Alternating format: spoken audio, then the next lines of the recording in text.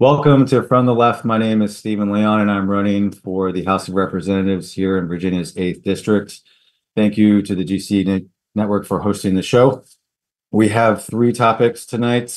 More about peace in the Middle East. I talked about that last week. We've had some developments with Iran and Israel. The second thing on my list is the Harris at CNN town hall.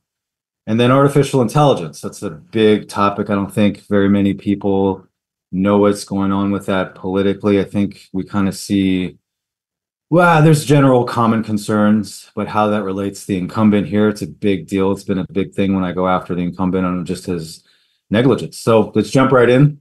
Let's go to the peace in the Middle East. And what business do we even have over there, right? Just like with anything else.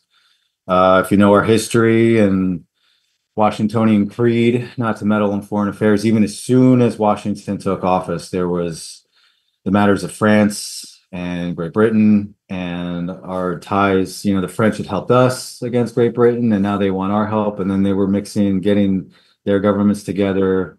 We had binding agreements with King Louis in our Revolutionary War. As everyone knows, I just want to remind it out there that the revolution was a consequence of the ideals, not its purpose. If the king over there, George, had just listened to what the people wanted, then there wouldn't have been a war. So besides all that, so that's something right from John Adams, he's my favorite president.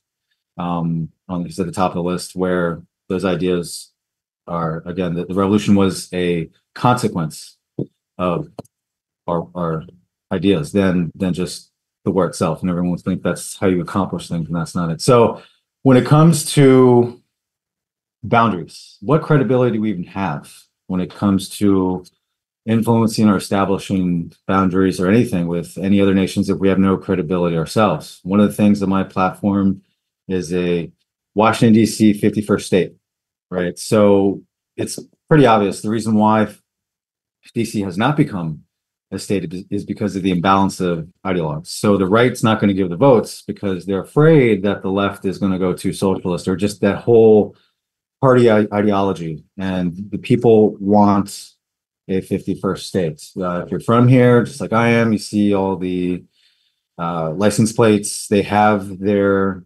population over 700,000. They can vote in presidential elections.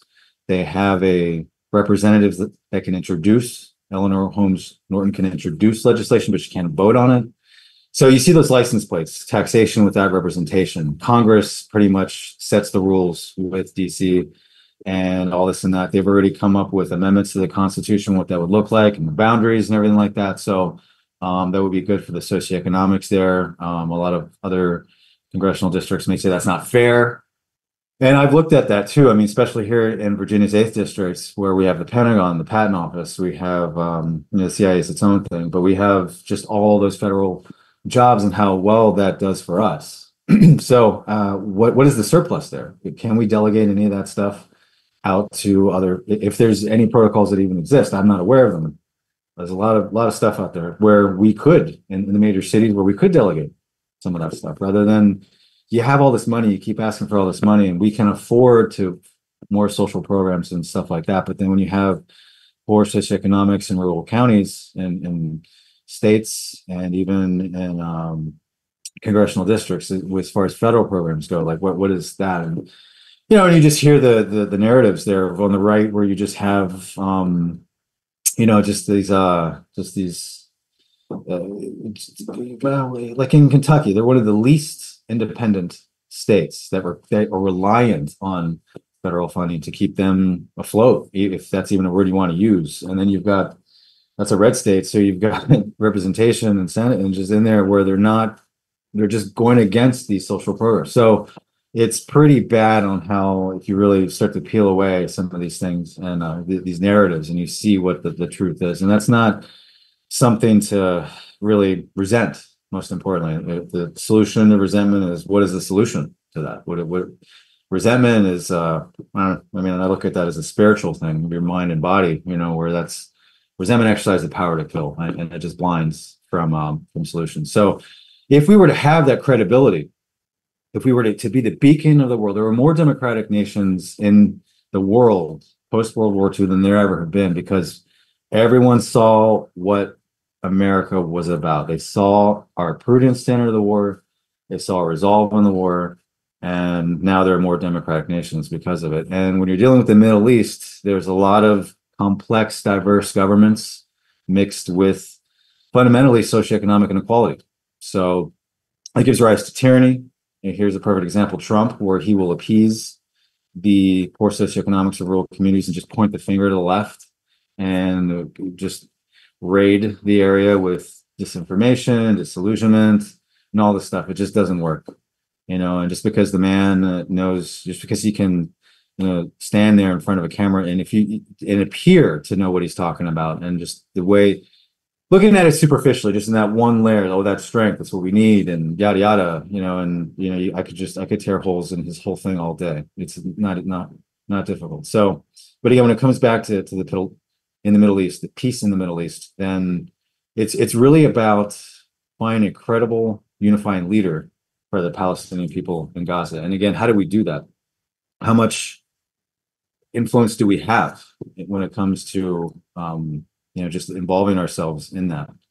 There's NATO, and again, there's lots of different. Again, it's very complex, but fundamentally, that's the solution: is to find and advocate for a credible, unifying leader for the Palestinian people in Gaza, and that will be a beacon. That will start. So we don't have much credibility, the way that I see it, to go there and just try to help establish these boundaries. What about our 51 state? If we did, maybe, how do you not know that? Just the people math about it, if you want to look at it that way, that we established our 51 state, we were able to take these divisive times. The whole world saw what happened on J6, right? And how we were able to combine with that and to trust one another and to live up to our Constitution. And if that's, again, if you're from the right and you uphold certain, if you just blindly moot Amendment 1, and just because somebody claims that they're religious, that makes them credible. You know what I mean? You're just hiding behind a religion, and religion's fine. I'm not making this about that at all, but just the fact that you're using that as a strategy, you're using it as a tool, it's just not, you know what I mean? You could go into his personal life, and I'm not going to do that on this show, but still. So yeah, the political spectrums over there, they have Israel also has a duopoly. They're leaning right with everything that's going on there. Not all political spectrums are the same, but pretty much over there in Israel, they're leaning right. So it's kind of interesting to see on how the Biden administration will support certain things and everything like that. And again, hostages, using hostages to these causes, it's just counterproductive, to say the least. And we should be coming together to resolve climate change. That would be at least one major thing on how we can. The data is pretty bad out there. Things are going to get worse. So I hope, as far as everything goes now, I mean, as far as peace in the Middle East goes, I hope there can be that unifying leader. I hope that there can be a negotiating hostages and then work together. Let's build back. And how much? Do we have to be the first to get there? I mean, that's what happened post World War II. That's how we became into a superpower. Europe's destroyed, Asia's destroyed, and then we set up shop. So, okay. I say diversify when it comes to that kind of stuff. We have our own. We don't want to put jobs overseas. You saw HR. Excuse me, it's dry right here. HR 7024, the child tax credit mentioned. It didn't pass, introduced by a Republican. MTG, Marjorie Taylor Greene, had voted in favor for it because of her stock that she has. Mentioned Taiwan 93 times, the special insurance for Taiwan 93 times. That is not the narrative that you heard from the left or right. Why didn't pass? It's plutocracy is what it is. So, and of course, no one's going to say that, because then they're going to have to do something about it. Okay, if you've seen my platform, I'm not just talking. So let's go ahead and jump over to the Harris town hall at CNN. Sure, Harris has flip-flopped a lot with things, and what other choices do we have and all that. I listened to the experts a long time ago. I saw this documentary that's being hosted by all the streams, name them: Apple, Netflix, Spotify, whatever. Go look at hashtag unfit. This is a documentary where psychologists have diagnosed Donald Trump with malignant narcissism, which is the same as Adolf Hitler. Okay. And if as soon as that documentary opens up, you can diagnose someone. We can diagnose Adolf Hitler without him sitting there, but just by the things that he said, his social media posts, his interviews, his presentations, his speeches, things like that, his ideologue. It's all right there.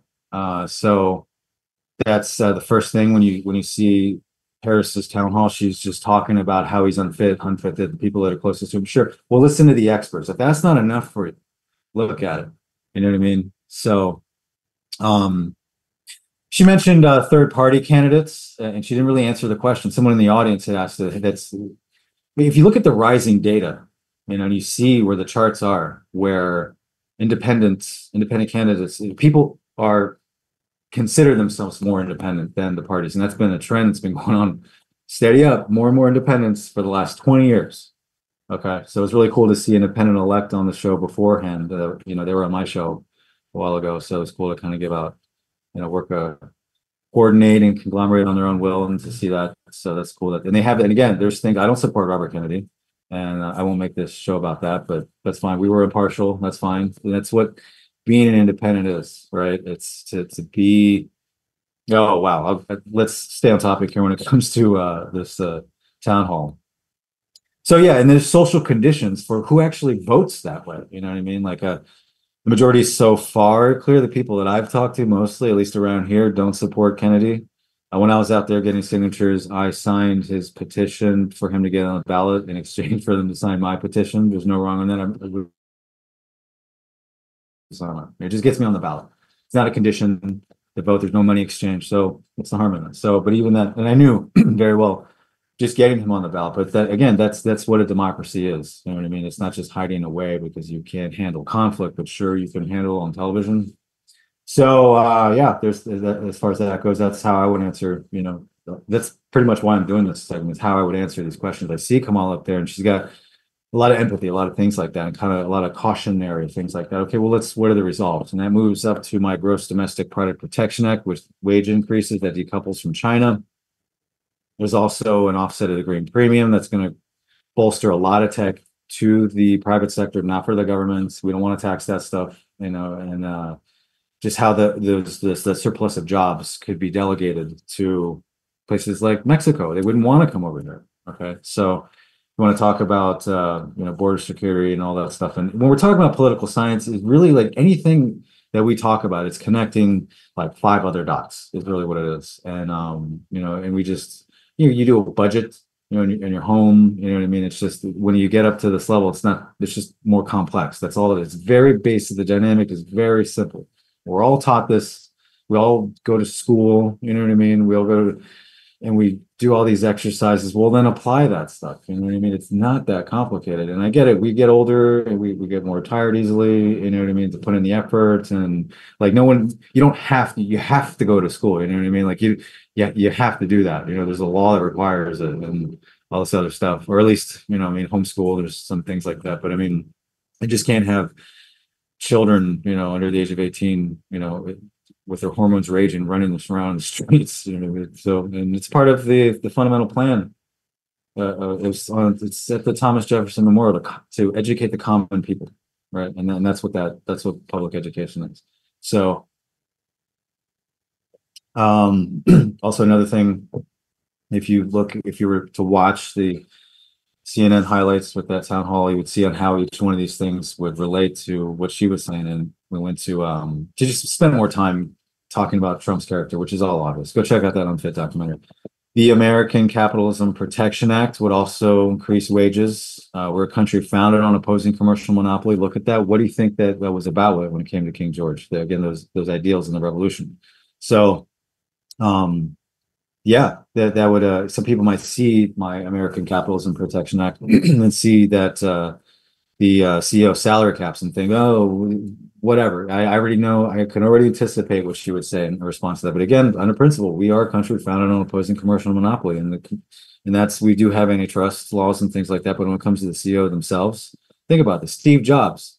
You know what I mean? That's a massive company, of course, and he had no problems when he came back to, was it 97 or 99? It was 97, I think. And then where he said, he was fine with having his salary at $1. But then there's other incentives that a CEO has. So they don't need to make that much money. You can delegate that out to the employees of that organization, not to the government. That's where Bernie messed up the way he framed that bill. It was basically tax the executives.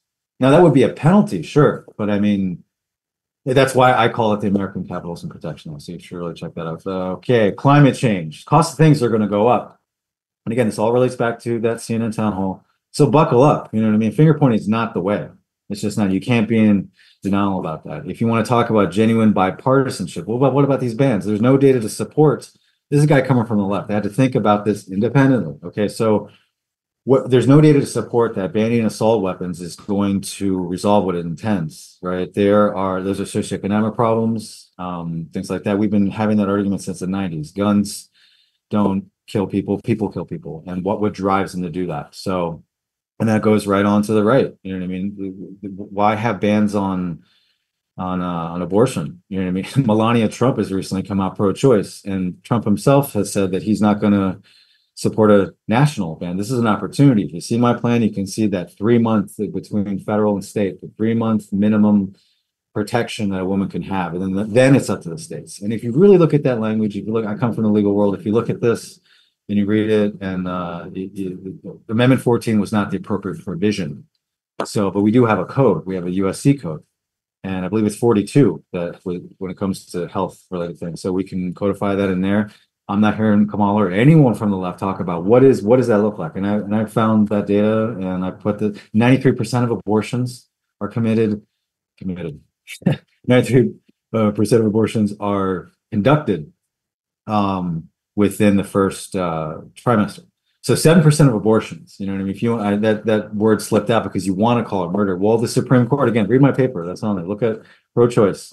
That the Supreme Court does not grant any constitutional rights to a fetus. Once that cord is cut, I don't believe that that drawing the line between federal and state is at fetal availability. Now, whatever the states decide to do, like I come from Virginia, it's one of the toughest states with family law, and just we're the oldest lawmaking body in the world. We're not changing it. I don't oppose anything that we presently have for the way that's set up in trimester. Check it out. So that would be genuine bipartisanship. You know what I mean? There's social engineering that goes into that, and just how they feed you into that. And that's what you should believe, because that's what they're paying them to do. Yada yada. Oh boy. So she also mentioned about the rise in anti-Semitism. That's why we have FBI and things like that. It's Trump. She asked him a few times if. Well, there's a lot of here to go through. I got to hammer through this fast. Let's see. With him. Trump being a fascist, he definitely speaks to them, and he doesn't that small portion of the country that is that way. So to call him a fascist, he definitely has a superiority inferiority complex, and whatever he can take, he'll get. Thomas Jefferson, Amendment 1, the freedom of religion and from it. You know what I mean? Think about that when it comes to whatever it is you're doing out there that's unconstitutional. Trump had, the way I see it, on January 6th, he promised to drain the swamp, which he didn't coin. He doesn't own that. Look at the HBO documentary, The Swamp. And to me, the way that I look at that artistically is that Trump promised to drain the swamp and then staged a fake Matthew 21:12 reenactment on J6. So if you know what Matthew 21:12 is, look it up. Look exactly the way that just how. Yeah, get into my head on that. Look up Matthew 21:12 and what I just said. Climate change is about the green premium offset. There's going to be a delegation of jobs. You want to talk about a green economy and things like that. Well, it's a transition. When she talks about banning fracking and how she's flip-flopped on that, you've seen the videos, the attack videos or whatever, the offense that comes to that. Well, all Kamala had to say was that her knowledge of the industry had changed. That's all she needed to say. You know what I mean? That's all she needed to do. It's like we're in a transition. You can't just, we put more electric vehicles on the road, then that's like putting the chicken before the egg, which we need to do. And we need to upgrade that grid. And this is a very challenging time for us with it. Well, for what we're seeing, this is the cusp. This is a precipice for us across the whole world, and everyone can feel it. And hopefully I'm doing a good job explaining this to you, what the solutions are. So that's all she needed to say. That's it. She's like, well, my knowledge of the industry changed. That's it. Instead of Yeah, I mean, I guess it's presumed, but it'd be nice for her to be honest and say that and move on. In fact, when I was well, I started running for president in 2022 before all this stuff happened, and I actually saw Kamala Harris. I said, like, what would if I won? What would I do with her? I would her positions on law and order and all this. Well, I would make her a special federal and domestic relations director, where she could go out through the whole states and when it comes to some of the Semitism or whatever it is, and find the constitutionality, the really clean house that way, propose new legislation if necessary, report back to me. It wouldn't be a VP role. Well, can't really do that anymore. That, even if you looked on my Facebook profile, you see like there was a nice little like coin I would give her, whatever. But whatever. And that's I'm just looking at her. This is what I'm thinking when I'm seeing her.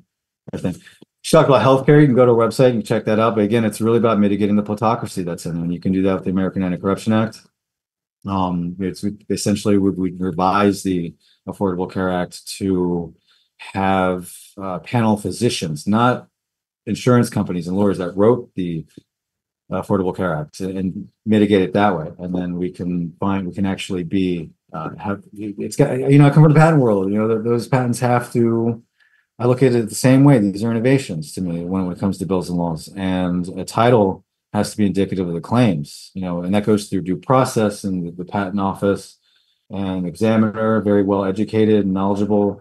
Examiner speaks and acts on behalf of those that are skilled near it and obviousness and more IP lingo and things like that. So I've been doing that 15 years. I have 2 patents myself. So yeah, that's the way I see it. It's just she talked about the Supreme Court now to just be resentful at the Supreme Court because of what had happened with in a post Roe v. Wade world.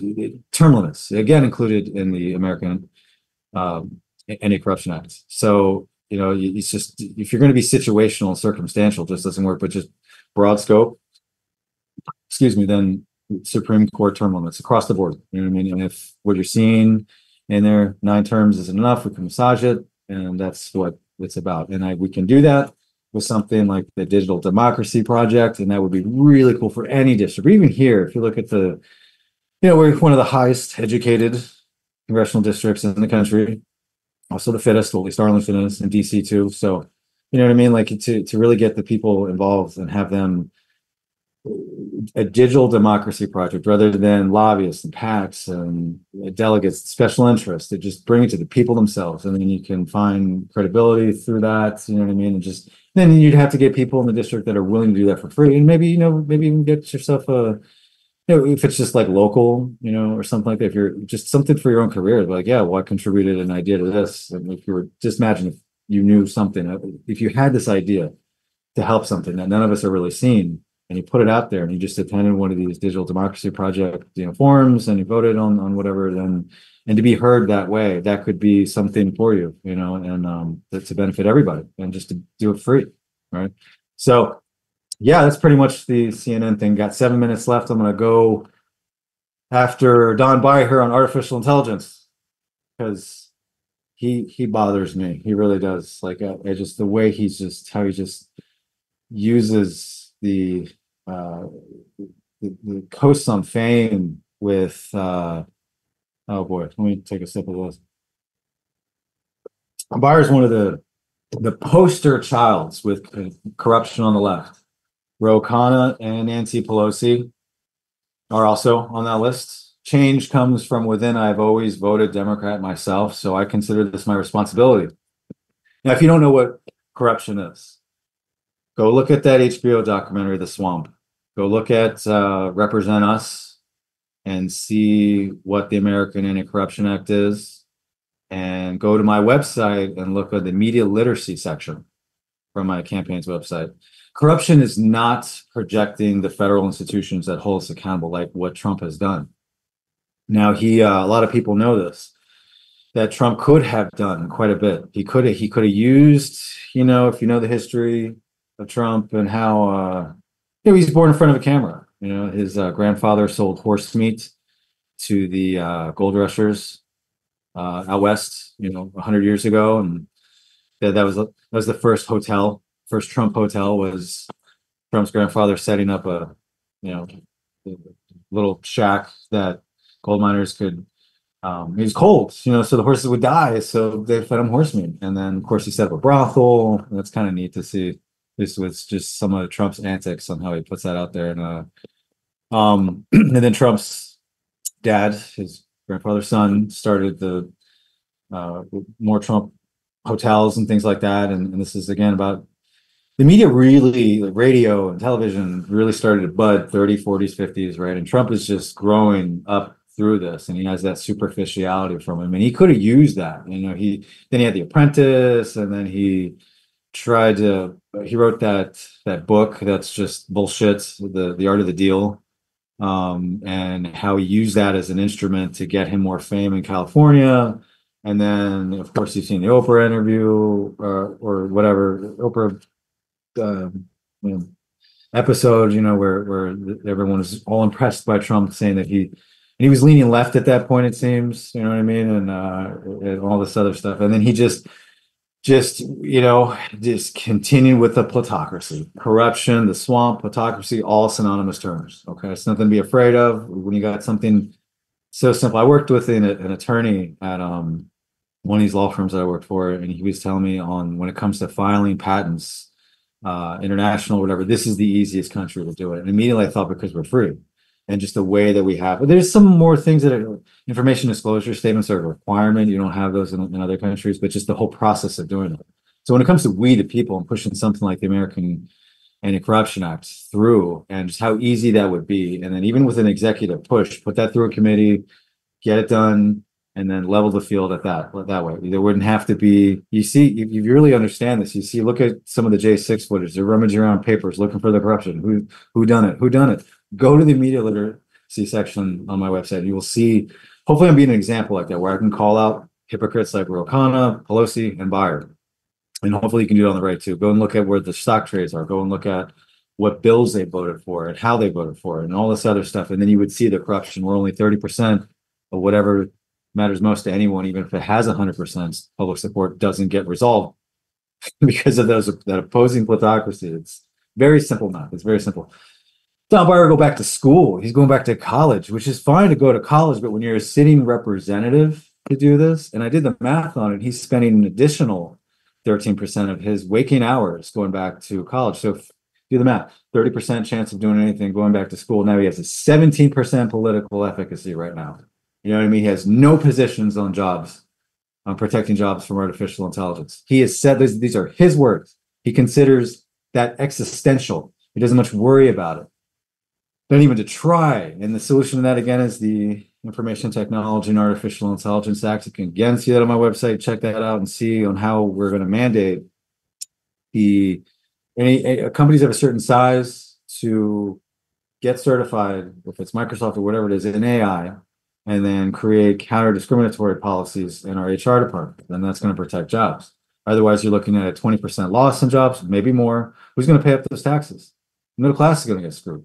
Okay. And he's not talking about this. Look what happened again, when I said earlier that there are 5 points to anything, look at when it comes to what's going on with the state minimum wage with fast food workers in California. It's where now Chipotle over there is putting make line, what avocado replacing jobs already to bypass that state minimum wage. So what that brings the question, what should the federal be if we don't want this system wide? Say we start off around 12. Once you put it around like $15 an hour, you know what I mean? I get it. That wouldn't be enough for rent and all this other stuff. Those are other things that tie into the American Capitalism Protection Act, the Gross Domestic Product Protection Act. Again, you got to think of it, look at this stuff in 5 points rather than just 2.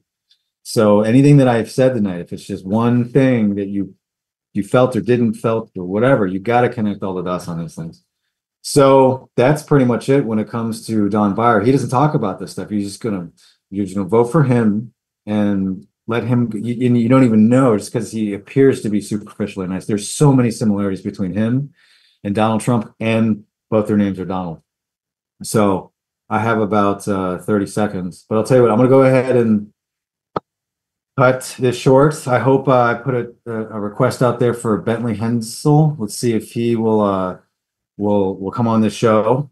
And there's about 10,000 viewers, and Or, maybe he'd just rather gripe about whatever it is he can't handle with Microsoft or whatever it is. So with that, I will go ahead and say goodnight, and I will see you next week. And vote Leon 2024, would you? Have a good night.